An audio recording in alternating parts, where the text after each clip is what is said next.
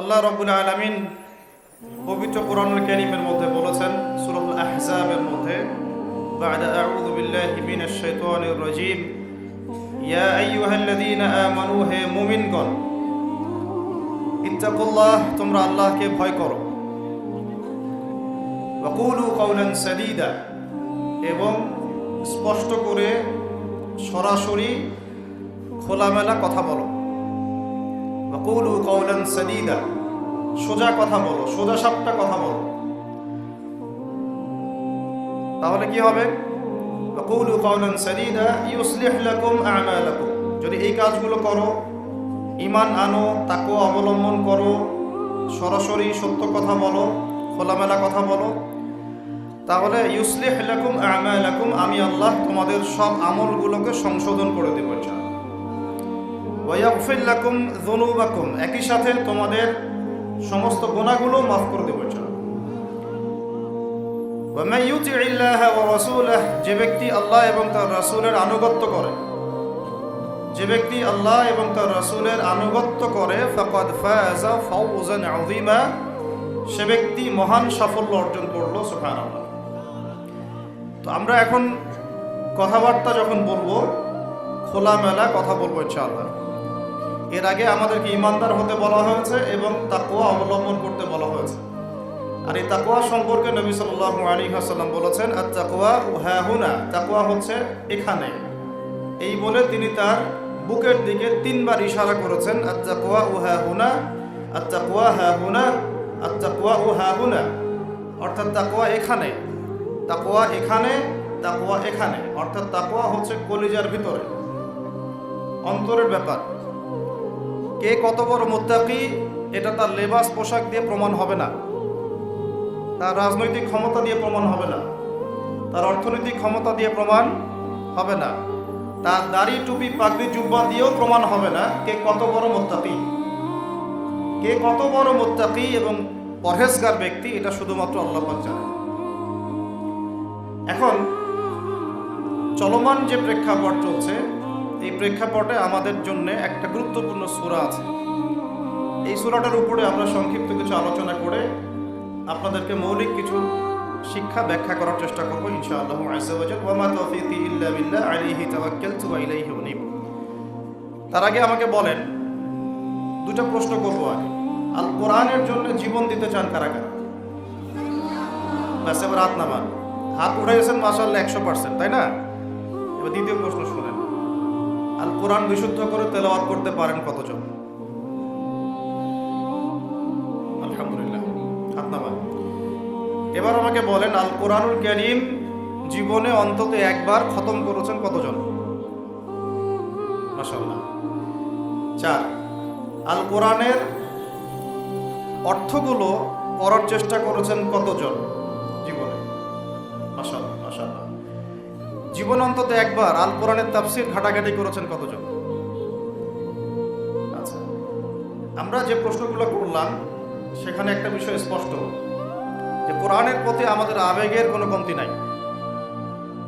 কোরআনের প্রতি আমাদের আবেগের কোনো কমতি নাই। আমরা কোরআনের জন্য জীবন পর্যন্ত দিতে প্রস্তুত, রাজি আছি, তাই তো? কিন্তু দুঃখের বিষয় হচ্ছে আমাদের মধ্যে বেশিরভাগ মানুষই কোরআন তেলাওয়াত করতে পারে না। তো যে জাতির প্রত্যেকটা ঘরে ঘরে একজন করে হাফেজ বা একজন করে আলেম তৈরি হচ্ছে না, সেই জাতির মাধ্যমে আল্লাহর জমিনে কোরআনের বিধান বাস্তবায়ন কতটুকু হতে পারে এটা আপনারা চিন্তা করবেন।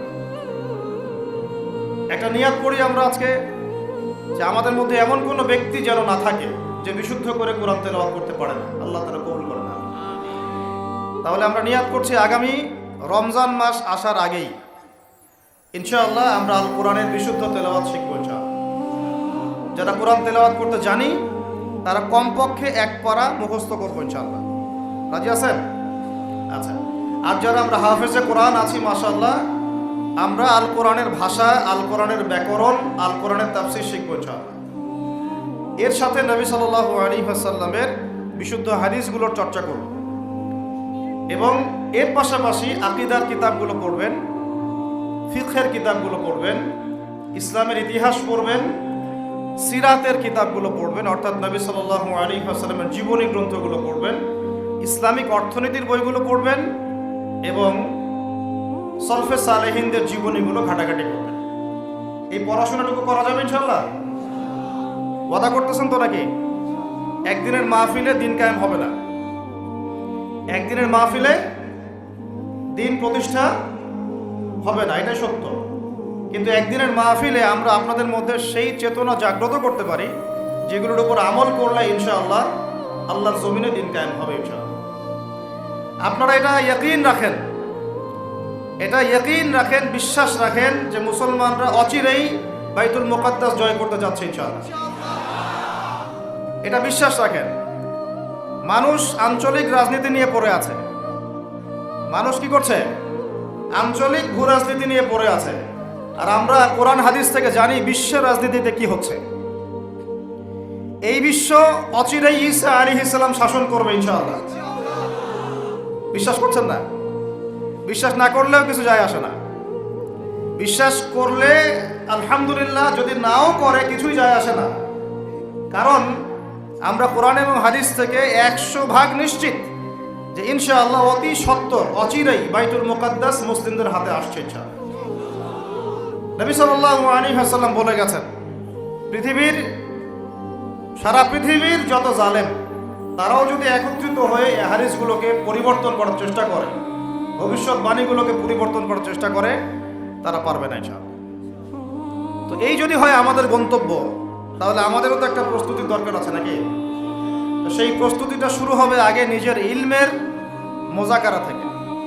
আপনার ইলমের কি অবস্থা, আমলের কি অবস্থা, আপনার রিজিকের কি অবস্থা, আপনি কি ইসলামের কোরআন হাদিসের ইলম অর্জন করছেন কিনা, আমল ঠিক মতো করছেন কিনা, তাওহীদ লা ইলাহা ইল্লাল্লাহ ঠিক মতো শিখছেন কিনা, শিরিকগুলো থেকে বেঁচে থাকছেন কিনা, আপনার আমার জীবনের প্রত্যেকটা ক্ষেত্র নবীর সুন্নত দিয়ে সাজানো কিনা, এগুলো আমাদের কাজ নাকি ভাই? আমাদের রিজিক হালাল হচ্ছে কিনা, হারাম খাচ্ছি না হালাল খাচ্ছি, আমার রিজিকের মধ্যে আবার ঘুষ ঢুকছে কিনা, সুদ ঢুকছে কিনা, দুর্নীতির টাকা ঢুকছে কিনা, করাপশন ঢুকছে কিনা, এগুলো ভাবতে হবে না? ভাবতে হবে যে আমাদের পরিবারগুলো ঠিক হচ্ছে কিনা, আমাদের সন্তানরা ঠিক মতো মানুষ হচ্ছে কিনা, আমরা সবাই সুস্থ থাকছি কিনা, সুস্থ থাকার জন্য যে খাবার দরকার, জীবনযাপন পদ্ধতি দরকার, এগুলো অবলম্বন করছে কিনা, আমাদের মা বোনরা পর্দা করছে কিনা, সমাজে আমর বিল মারুফ মানে সৎ কাজে আদেশ জারি আছে কিনা, নাহি আনিল মুনকার অসৎ কাজের নিষেধ চালু আছে কিনা, সামাজিকভাবে আমরা ইসলামটাকে ধরে রাখছে কিনা, এবং আমাদের রাষ্ট্র পর্যায়ে যারা আছেন তাদের কাছে আমরা ইসলামের সঠিক ব্যাখ্যাটা উপস্থাপন করতে পারছি কিনা, এগুলো আমাদের কাজ কি নয়? বলেন, এগুলো আমাদের কাজ না কাজ নয়? এগুলো আমাদের প্রিপারেশন, প্রস্তুতি। এই প্রস্তুতিগুলো নিয়ে যখন একটা প্রজন্ম গড়ে উঠবে, এমন একটা প্রজন্ম যে প্রজন্মের প্রত্যেকটা ব্যক্তি নামাজি মাশাআল্লাহ, করা যাবে? প্রত্যেকটা ব্যক্তি সুন্নতের পাবন্দ মাশাআল্লাহ, বেশিরভাগ মানুষ তাহাজ্জুদ গোজার, সুন্নতের পাবন্দ, দেহ থেকে শুরু করে তার পুরো পরিবার সমাজ সবকিছু সুন্নতের উপরে, তার ব্যবসা বাণিজ্য চলাফেরা সবকিছু। এমন প্রজন্ম যখন আসবে যাদের রিজিকে কোনো হারাম নাই, হালাল দিয়ে ভর্তি, যারা রাতের বেলার দরবেশ, রাতের বেলার কি দরবেশ, দিনের বেলার ঘোর সাওয়ার, এমন প্রজন্ম যখন আসবে দেখবেন ইনশাআল্লাহ তাআলা বাইতুল মুকাদ্দাস আমাদের হাতে চলে আসছে। আর আমরা যদি এরকম প্রজন্ম গড়ে তুলতে ব্যর্থ হই, তাহলে আল্লাহ পাকের পক্ষ থেকে 2টা আয়াত শুনে রাখেন, তারপরে সামনে যাই। আমরা যদি এমন প্রজন্ম গড়তে ব্যর্থ হই, আল্লাহ পাক বলছেন বিসমিল্লাহির রহমানির রহিম, সূরা মুহাম্মাদের মধ্যে আছে, ইন তানসুরুল্লাহ ইয়ানসুরকুম। মুসলমানরা শুনো, তোমরা যদি আল্লাহকে সাহায্য করো তবেই আল্লাহ তোমাদেরকে সাহায্য করো। আল্লাহর সাহায্য পাওয়ার উপায় কি তাহলে বলেন? আমাদেরকে আল্লাহকে সাহায্য করতে হবে। তো আল্লাহর কি সাহায্যের দরকার আছে? আল্লাহুস সামাদ, আল্লাহ পাক অমুখাপেক্ষী, তার কাউকে প্রয়োজন নাই। কাউকে প্রয়োজন আছে? তো আল্লাহকে সাহায্য করার ব্যাখ্যা হচ্ছে আল্লাহর দ্বীনকে সাহায্য করা। কথা বুঝতে পারছেন? আল্লাহকে সাহায্য করার অর্থ হচ্ছে কি? আল্লাহর দ্বীন ইসলামকে সাহায্য করা। ইন তানসুরুল্লাহ, তোমরা যদি আল্লাহর দ্বীনকে সাহায্য করো, ইয়ানসুরকুম, আল্লাহ পাক তোমাদেরকে সাহায্য করবেন। ওয়া ইউসাব্বিত আকদামাকুম, তোমাদের পা আল্লাহ পাক শক্ত করে দৃঢ় করে রাখবেন। এটা একটা শর্ত, আল্লাহর সাহায্য আসা। এখন ঝাঁকে ঝাঁকে আবাবিল আসবে না, ঝাঁকে ঝাঁকে আবাবিল এসে আল্লাহর দুশমনের গায়ে পাথর ফেলবে না। ভালো করে বোঝার চেষ্টা করেন। এখন ঝাঁকে ঝাঁকে আবাবিল এসে, তৈরন আবাবিল এসে হস্তি বাহিনীর গায়ে পাথর ফেলবে না। এখন সেই যুগ নয়, এখন পাথর আপনাকেই ফেলতে হবে। কথা বুঝতে পারছেন? এই পাথর ফেলার দায়িত্ব এখন মুসলমানদের হাতেই নিতে হবে।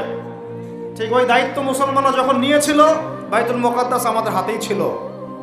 যখন থেকে আমরা ওখান থেকে সরে গেছি, তখন থেকে আস্তে আস্তে আস্তে আস্তে ওগুলো ক্রুসেডারদের হাতে চলে গেছে, জায়নিস্টদের হাতে চলে গেছে, ইহুদিদের হাতে চলে গেছে, নাসারাদের হাতে চলে গেছে। দুঃখজনক না এটা আমাদের জন্য? লজ্জার না? লজ্জা।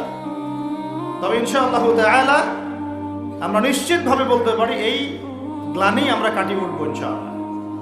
পুরো বিশ্বে আপনি মুসলমানদের সংখ্যা হিসাব করলে দেখবেন কোটি কোটি কোটি কোটি অজস্র মুসলিম, অজস্র মুসলিম। এত অজস্র সংখ্যক মুসলিম থাকার পরেও সারা বিশ্বে মুসলমানরা আজকে নির্যাতিত, নিপীড়িত। কেন? এটা তো হওয়ার কথা ছিল না।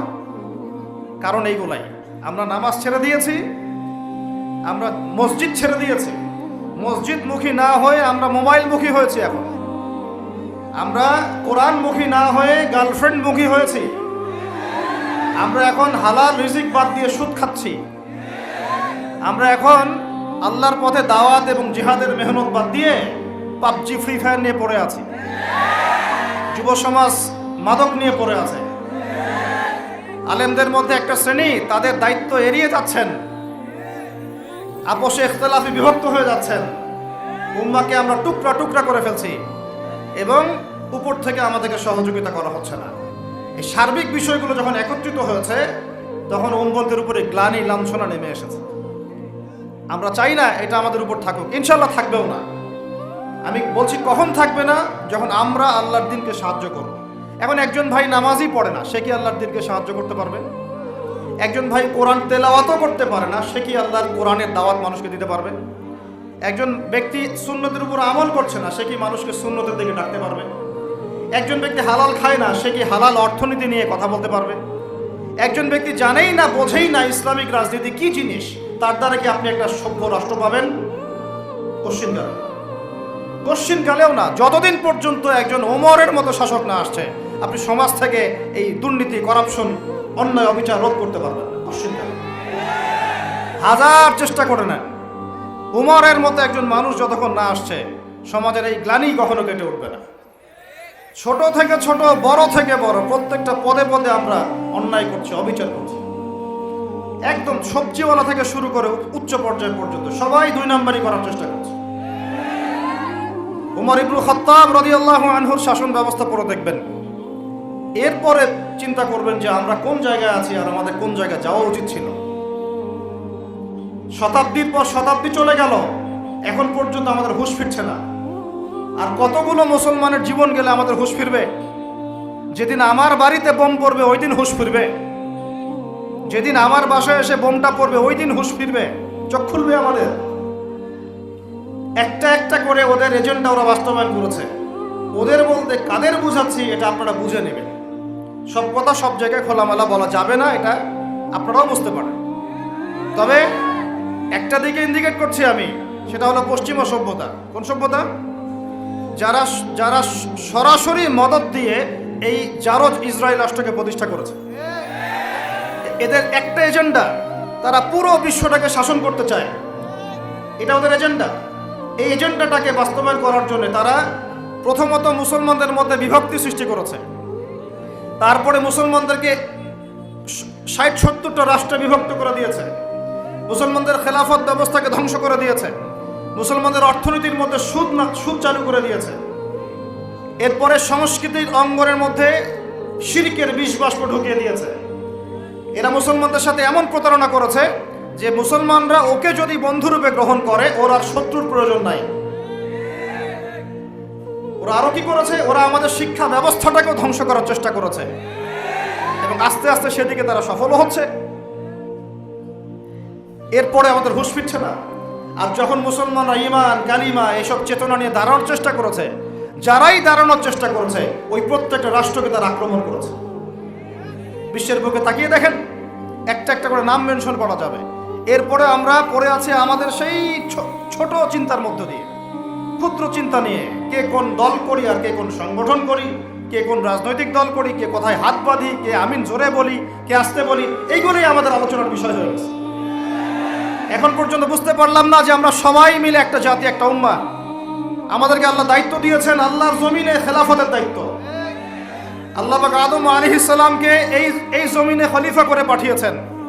নূহ আলাইহিস সালাম এই জমিন আল্লাহর খলিফা ছিলেন, ইব্রাহিম খলিফা ছিলেন, মুসা খলিফা ছিলেন, দাউদ খলিফা ছিলেন, সুলাইমান খলিফা ছিলেন, ইউসুফ খলিফা ছিলেন, মুসা ঈসা খলিফা ছিলেন, মুহাম্মদ রাসূলুল্লাহ সাল্লাল্লাহু আলাইহি ওয়াসাল্লাম আল্লাহর খলিফা ছিলেন। এরপরে আবু বকর সিদ্দিক, ওমর, ওসমান, আলী তারা আল্লাহর খেলাফতের দায়িত্ব পালন করেছেন। তখন মুসলমানরা বীরের মতো মাথা উঁচু করে বেঁচেছিল। একজন মুসলমানের গায়ে হাত তুলবে আর একটা মুসলমান মেয়ের ইজ্জত নষ্ট করবে, এই দুঃসাহস দেখানোর সাহস পুরো বিশ্বের কোথাও ছিল না। আর আজকে আমাদের চোখের সামনে হাজার হাজার মুসলমানকে মেরে ফেললেও একটা টু শব্দ করার কোনো সুযোগ নেই। আমাদের হাত পা বেঁধে ফেলা হয়েছে, হাত পা বেঁধে অত্যাচার করা হচ্ছে দিনের পর দিন। একদিন 200, 300, 500, 1000 ছোট ছোট বাচ্চাদেরকে বোম মেরে হত্যা করা হচ্ছে। আমরা কিছুই বলতে পারি না। যারা এগুলোর পক্ষে কথা বলে তাদেরকে সমাজে বিতর্কিত করা হচ্ছে। এবং দাড়িটুপিওয়ালা কিছু মানুষ, তথাকথিত দাড়িটুপিওয়ালা কিছু মানুষ এই মানুষগুলোকে বিতর্কিত করার দায়িত্ব নিয়ে নিয়েছে। আমাদের গোপন কোনো এজেন্ডা নাই। আমাদের এজেন্ডা একদম স্পষ্ট, সেটা হলো বাইতুল মুকাদ্দাস আমরা জয় করবো ইনশাআল্লাহ। এবং আমাদের কারোর সাথে কোনো শত্রুতা নাই। আমাদের সবাই মিলে আমরা যারা আছি, আমাদের প্রশাসন, আমাদের সরকার, আমাদের আম জনতা, আমাদের মা, আমাদের বোন, আমাদের ভাই, সবাই আমরা এক উম্মাহ ইনশাআল্লাহ। আমরা সবাই মুসলমান, এটাই আমাদের পরিচয়। বাস এর ভিতরে কিছু মুনাফিক ঢুকে গেছে, ওদেরকে আপনারা সাইজ করবেন ইনশাআল্লাহ। আগে ইলম অর্জন করেন, বিশ্বের প্রেক্ষাপট বোঝার চেষ্টা করেন। আল্লাহ রাব্বুল আলামিন আমাদেরকে মহান দায়িত্ব দিয়ে পাঠিয়েছেন। এই দুনিয়াতে আমরা এই দাসত্বের শৃঙ্খলে আবদ্ধ হতে আসি নাই, আমরা মাথা উঁচু করে শাসন করতে এসেছি। ইনশাআল্লাহু তাআলা এই বাইতুল মুকাদ্দাস আমরা জয় করবই করবো ইনশাআল্লাহ। প্রত্যেকটা আলোচনায়, প্রত্যেকটা খুতবায়, প্রত্যেকটা মিম্বরে, প্রত্যেকটা বইয়ে, প্রত্যেকটা লেকচারে, এমনকি আমাদের চায়ের আসরগুলো থেকে শুরু করে পার্লামেন্ট পর্যন্ত বাইতুল মুকাদ্দাস নিয়ে আলোচনা করতে হবে ইনশাআল্লাহ।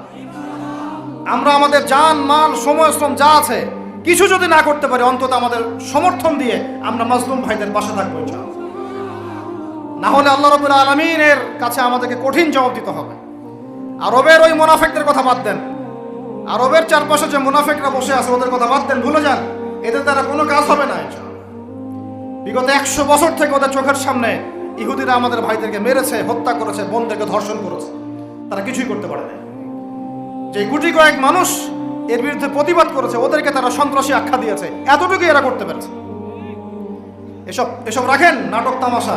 ইনশাআল্লাহু আযজা ওয়া জাল এমন প্রজন্ম আমরা তৈরি করবো ইনশাআল্লাহ, যেই প্রজন্মের প্রত্যেকটা ভাই আমাদের কোরআন তেলাওয়াত করতে পারে, প্রত্যেকটা বোন কোরআন তেলাওয়াত করতে পারে, প্রত্যেকটা ভাই নামাজি মাশাআল্লাহ, প্রত্যেকটা ছেলে হবে ইসমাইলের মতো, পিতা হবে ইব্রাহিমের মতো, মারা হবে হাজারা এবং সারার মতো ইনশাআল্লাহ। তাকবীর, ইনশাআল্লাহ জোরে বলেন ইনশাআল্লাহ। আমরা এমন প্রজন্ম করবো ইনশাআল্লাহ, যে প্রজন্মের এক একটা ছেলে হবে ইসমাইলের মতো, এক একটা পিতা হবে ইব্রাহিমের মতো, এক একটা মা বোন হবে হাজারার মতো ইনশাআল্লাহ, সারা আলাইহিস সালামের মতো। আপনি 10টা বাচ্চা না নিয়ে একটা বাচ্চা নেন, ওই একটা বাচ্চাকে আপনি খালিদের মতো বড় করেন। একটা মেয়ে আপনি মানুষ করেন আয়েশা রাদিয়াল্লাহু আনহার মতো। একটা স্ত্রী নেন, আপনি একটা স্ত্রীকে আপনি খাদিজার মতো বানান ইনশাআল্লাহ। একটা প্রজন্ম আমাদেরকে গড়ে দেন। একজন দায়ী, একজন বক্তা, একজন আলেম, 10 জন আলেম, একটা সরকার কিচ্ছু করতে পারবে না যতক্ষণ না আপনারা পরিবর্তন হচ্ছেন। আপনাদেরকে পরিবর্তন হতে হবে। আমি এখানে জোরে গলায় কথা বলে গরম কোনো বক্তব্য দিয়েও কিছু করতে পারবো না। আপনাদের সবাইকে পরিবর্তন হতে হবে, আমাদের সবাইকে পরিবর্তন হতে হবে। আজকে থেকেই 5 ওয়াক্ত নামাজি হয়ে যান, আল্লাহ তৌফিক দান করেন। কোরআন হাতে থাকবে সব সময়, যখনই সময় পাবেন কোরআন তেলাওয়াত করবেন। কোরআন আপনাকে আল্লাহর দিকে নিয়ে আসবে ইনশাআল্লাহ। সুন্নত থাকবে চেহারা থেকে শুরু করে, দাড়ি ছেড়ে দেন, টাকটুর উপরে কাপড় উঠান। রিজিকের মধ্যে হারাম থাকলে ছেড়ে দেন, সুদ থাকলে ছেড়ে দেন। ঘুষ থাকলে বাদ দেন।